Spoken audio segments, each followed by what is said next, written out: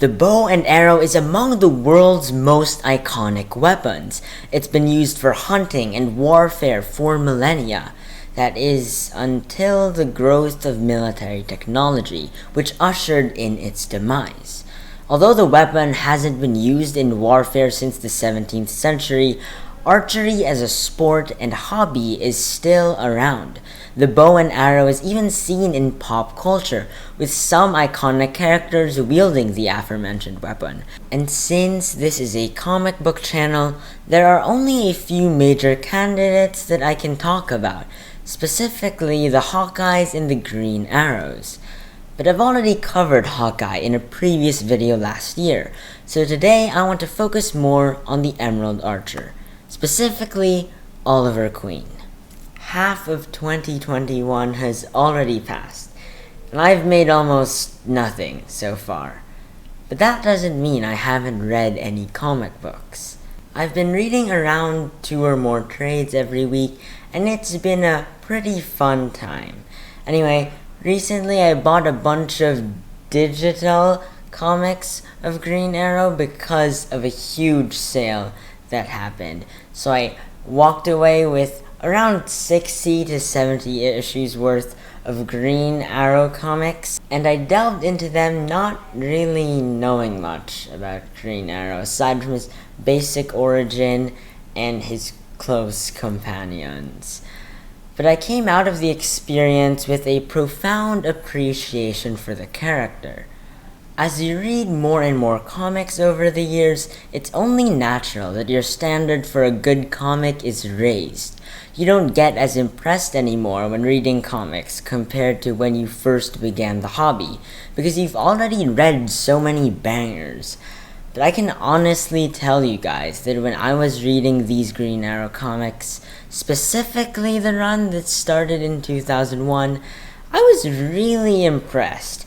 Not only was the art pretty in each series I read, but more importantly, these comics were really engaging, and some even moved me on an emotional level. This hero has really become interesting over the years, and I hope DC knows what they have on their hands.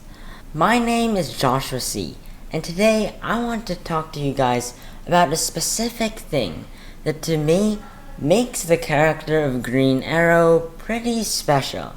Oliver Queen first appeared in More Fun Comics 73 as a rip-off of Batman. It was very noticeable since he was another superhero billionaire who used fancy gadgets and had a sidekick. But similar to Deadpool, who was initially a direct rip-off of Deathstroke, good creative teams took Oliver to greater heights and differentiated him from Batman through a number of factors. Most notably, he's a social activist who cares very much for the everyman, and that is a unique and nice thing to see. His love for the lower and middle class is reminiscent of Robin Hood, but in this case, it's juxtaposed with the fact that Oliver is a billionaire. His political stance and social class put him in really interesting situations, as he often finds himself debating with characters like Hawkman in Kevin Smith, Phil Hester, and Andre Park's run on the character, as well as having to deal with the repercussions of managing a multi-billion-dollar company with the potential for corrupt management, like in Benjamin Percy and Otto Schmidt's take on the character. Another defining trait that Oliver Queen possesses is his inability to stay loyal to Black Canary. He cheats on his love interests way too much, and that is not a good thing. While Tony Stark's inner demon is his addiction to alcohol, Oliver Queen's is his lust for women. It's something that he has to occasionally face and overcome, and the drama that ensues from this behavior makes for a more interesting series, as Oliver's relationships with people are always in flux.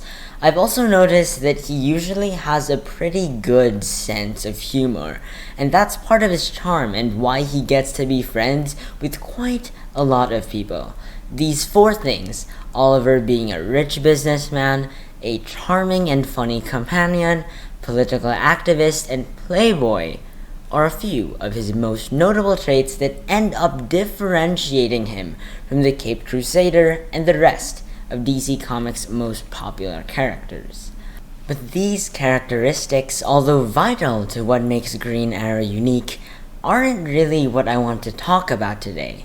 They are definitely a part of why I like Green Arrow, but there's one more thing about his character that heavily influences the kind of stories that are being told through him. And that's what I want to focus on today. What makes Green Arrow a really interesting character to me isn't actually something that's exclusive to him. It's his vulnerability, which comes from two factors.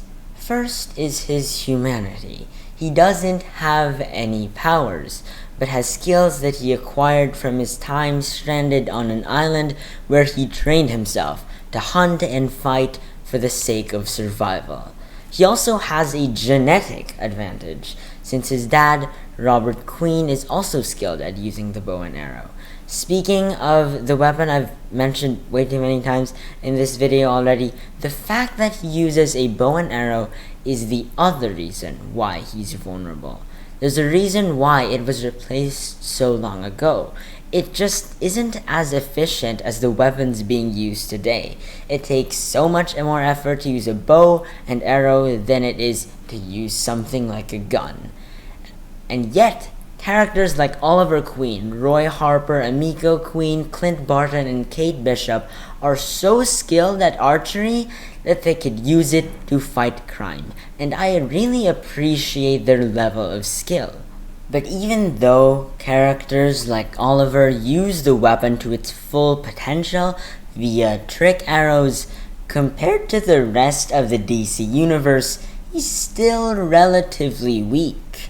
It's super funny that Hawkeye and Green Arrow are mostly known for their ventures with the Avengers and Justice League, because they're kind of useless in those teams.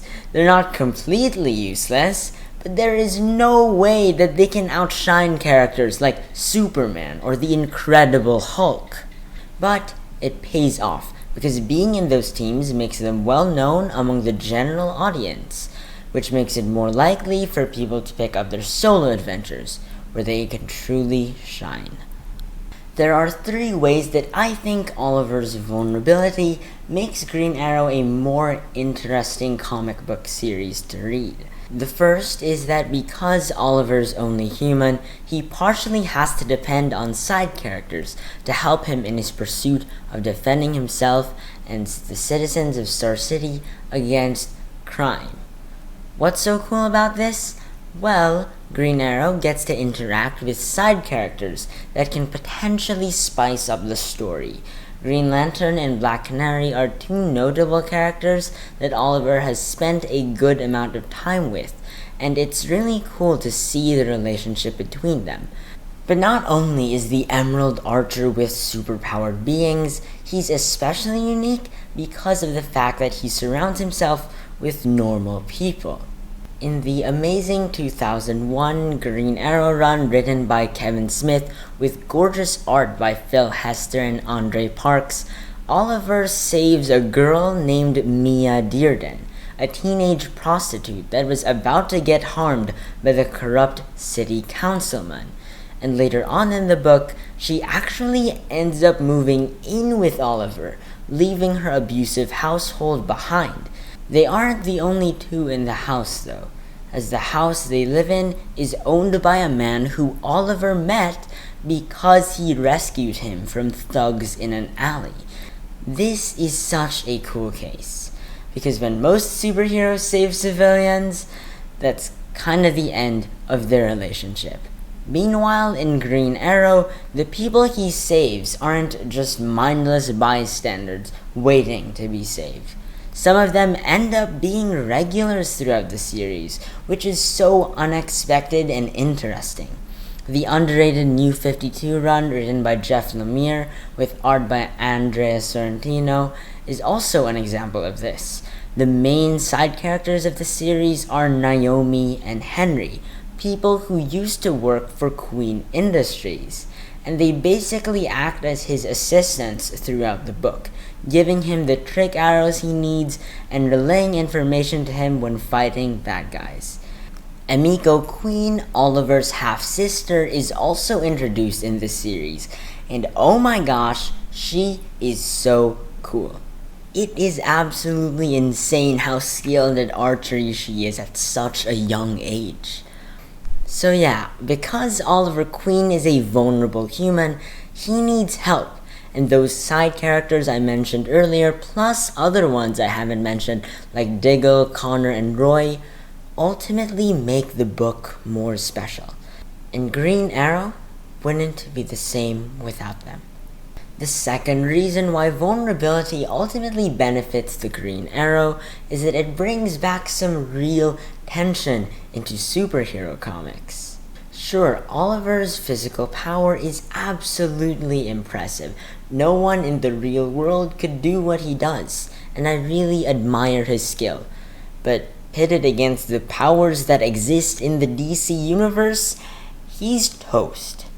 But that's kind of a good thing.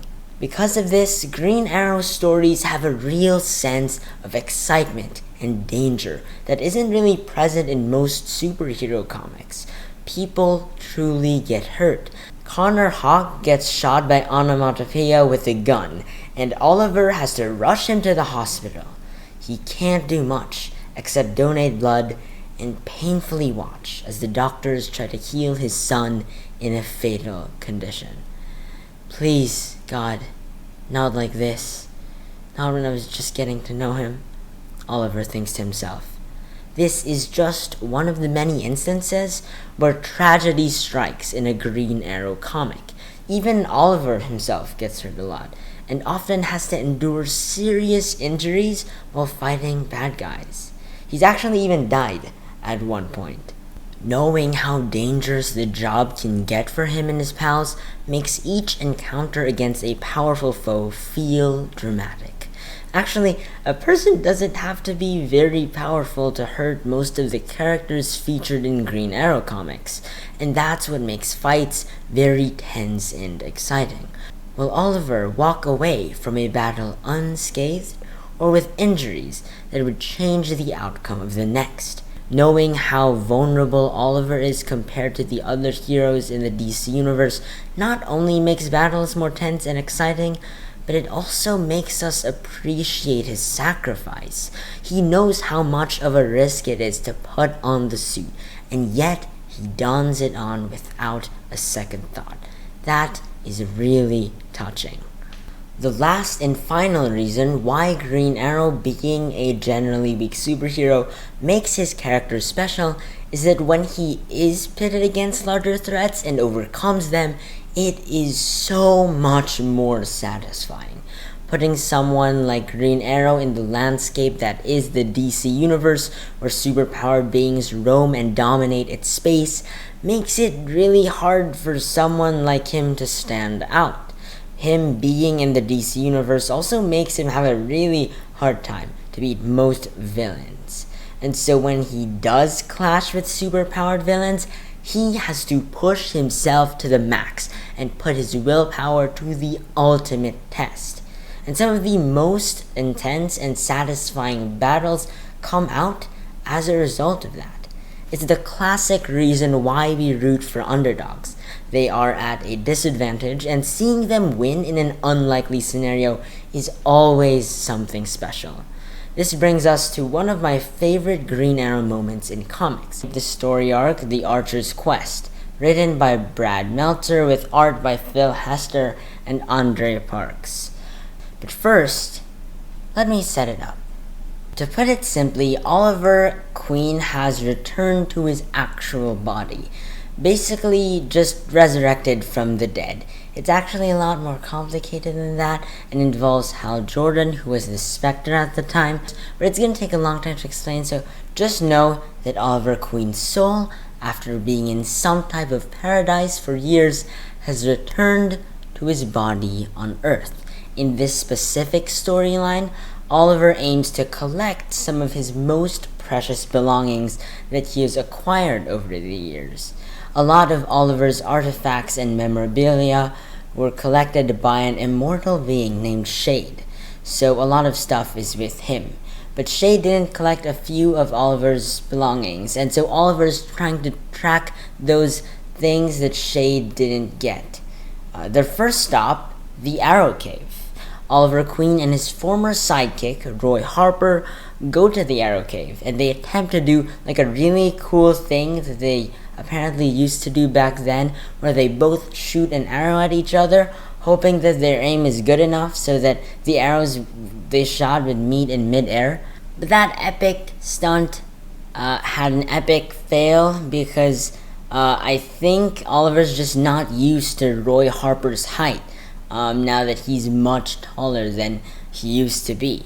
So after this failed stunt, Oliver finally tries to find the object he came to the Arrow Cave for, when suddenly Solomon Grundy interrupts the scene by knocking Roy Harper unconscious, leaving Oliver not only with the task of defeating the hulking zombie, but also making sure that his previous sidekick, Roy Harper, doesn't get killed by him. I know the character of Solomon Grundy is based on a nursery rhyme, but he's pretty strong. He has all the powers you would expect from a giant brute like him: superhuman strength, agility, and all that other jazz, plus the ability to resurrect from the grave. But this fight between Green Arrow and Solomon Grundy is different. This time, the monster isn't holding back. He is ready to kill Oliver with everything he's got. This results in one of the most epic duels between man and monster. Do you know how tense and excited I was when I was reading this issue? The stakes are so incredibly high, and there is no one to back Oliver up. With Oliver and Roy's life on the line, along with the broken bow, he is backed up into a terrible corner. All he can do is give it everything he has got left. He gets 2 arrows from his quiver and leads Solomon Grundy to think that he's going to stab his chest, but instead Oliver stabs Solomon Grundy's feet, causing him to trip. He then grabs his broken bow and its string and chokes Solomon Grundy with it, using every fiber of his being.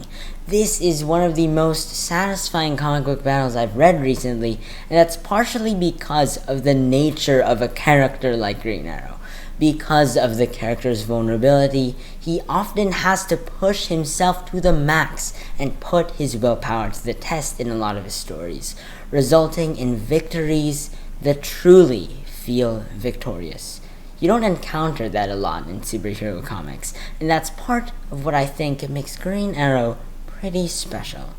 Green Arrow is an amazing character for so many reasons, his vulnerability being one of them.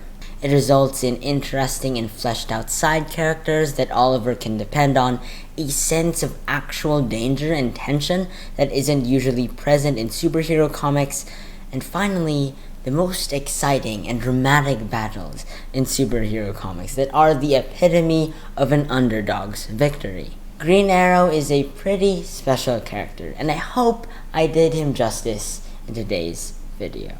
If you enjoyed the video and how I've described his character, know that I've just given you a small taste of what Green Arrow is like. So I advise you guys to go check out the comics, because watching this video and reading the comic is gonna be a totally different experience. So yeah, if you enjoyed this video, please leave a like, subscribe if you want to see more, and tap the notification bell as well, because you never know when I'm gonna make a video. Yeah, I really hope you enjoyed this one. It's been a long time coming, and I sincerely thank you all for watching. So yeah, Green Arrow's cool. Maybe you should check his stuff out. My name is Joshua C, and I will see you in the next comic book video.